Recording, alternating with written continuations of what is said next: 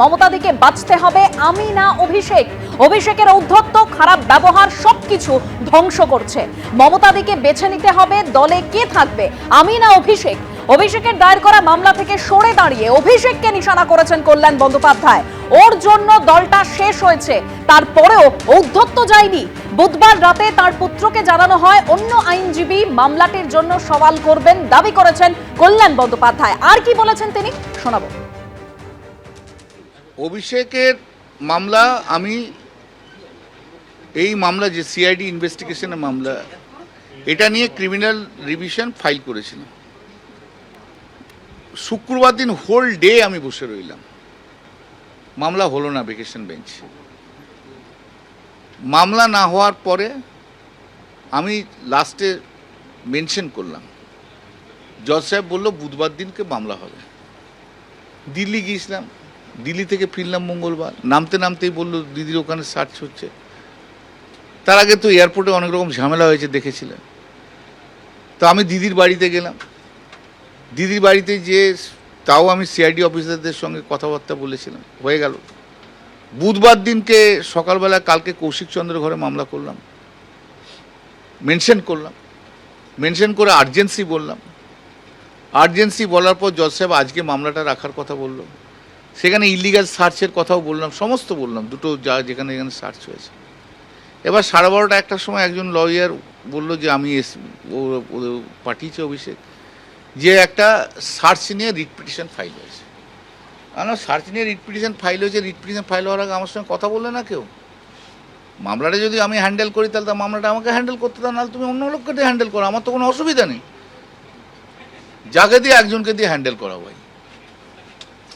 আর আমি ডাস্টবিন নই, যখন যা ইচ্ছে যাকে ইচ্ছে দিয়ে মামলা করাবো, আমাকে ইয়ে করবো, এটা ঠিক নয়।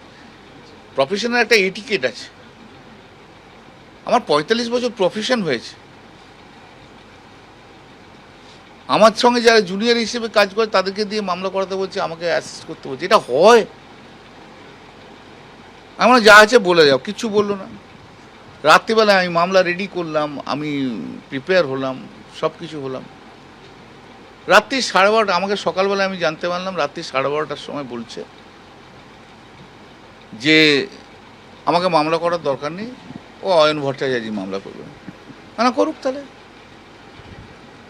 আমি কেন মামলা করবো? এরকম একটা অ্যারোগেন্ট লোকের সঙ্গে তো আমি মামলা করতে পারবো না।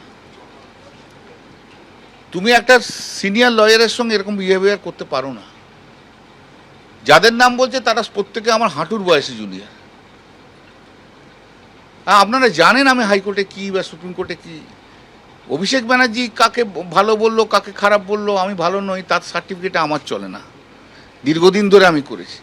এইরকম একটা অ্যারোগেন্ট অ্যাটিটিউডের জন্য আমি করব না। আজকে ওর জন্য তৃণমূল কংগ্রেসটা এত বড় ধাক্কা খাচ্ছে। এই খারাপ দিনের মধ্যেও কিন্তু সে বুঝতে পারছে যে না, যে মানুষ তাকে পছন্দ করছে না, ওয়ার্কাররা পছন্দ করছে না, কিন্তু তার অ্যারোগেন্ট অ্যাটিটিউডের আর চেঞ্জ হলো না। দিদিকেও মাঝে একদিন বলেছিলাম, এর মাঝে যাই হোক, তা সত্ত্বেও আমি দিদির পাশে রয়েছি। এই খারাপ দিনে আমি দিদির পাশে দাঁড়িয়ে আছি, আমার সঙ্গে এরকম বিহেভিয়ার। আমি জানি ও আমাকে কোনোদিন ট্রাস্ট করে না, আমি জানি। ট্রাস্ট করো না তো মামলা করতে বললে কেন? এর আগে একটা ওর বাবা আর মায়ের এভিকশনের নোটিশ এলো, সেই নোটিশ রাত্রিবেলায় আমি ড্রাফট আনসার রিপ্লাই রেডি করে দিলাম। সে তারা যে অন্য লয়ারকে দিয়ে মামলা করাবে, তা আমি কি ডাস্টবিন নাকি? আমি ক্যামাক স্ট্রিটের এমপ্লয়ি নই। আর এরকম অ্যারোগেন্ট লোক যে দলটাকে ভেঙে দিয়েছে, সে থাকলে আমাদের দল আর দাঁড়াবে না। দিদিকে এটা বুঝতে হবে। আমি আজও দিদির পাশে আছি, কিন্তু দিদি যদি অভিষেককে নিয়ে চলতে থাকে তাহলে আমার পক্ষে দিদির পাশে থাকা সম্ভব হবে না। আপনার এই কথা কি অভিষেক বন্দ্যোপাধ্যায় টিএমসিতে থাকলে কল্যাণ বন্দ্যোপাধ্যায় থাকবে না? এই পদে থাকলে আমি থাকবো না। আচ্ছা, এই পদে He cannot be my boss. Such an arrogant attitude cannot be my leader at all. আপনি তো যখন শাসক দল ক্ষমতায় ছিল আপনার দল, তখনও আপনি বিদ্রোহ করেছেন। 2022-এ করেছি।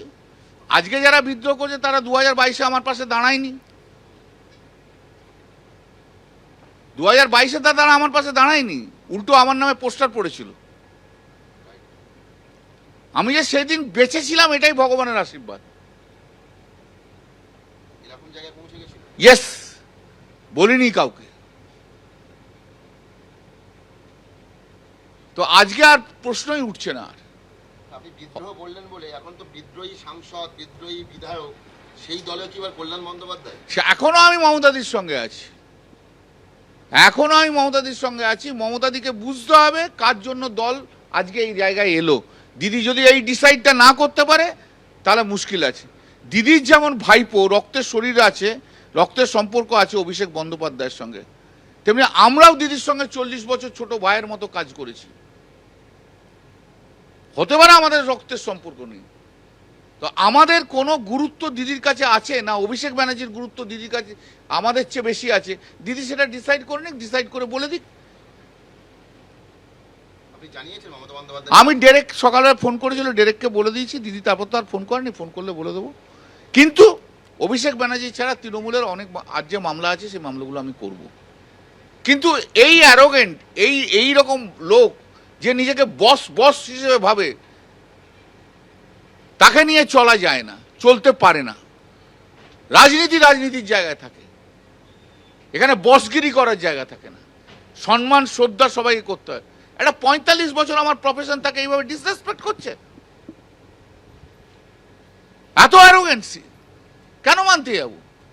কোথাও কি কোনো আশঙ্কা করছেন যে আপনি এই মামলাটা লড়লে অন্যরকম কিছু রায় আসতে পারে, সেই কারণেই কি? মানে আরে মামলা তো অর্ডার, আমি বলেছিলাম আমি অর্ডার করিয়ে দেবো, অর্ডার হয়ে যাবে। সেটা তো দেখেছো আজকে হয়েছে। সেটা যদি আমার প্রতি বিশ্বাস না থাকে তাহলে মামলাটা করতে বললো কেন? সোজা কথা।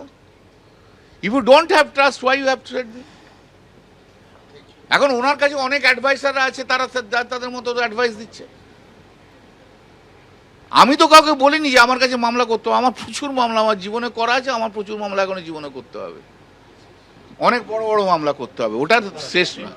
এবিপি আনন্দ, এগিয়ে থাকে, এগিয়ে রাখে।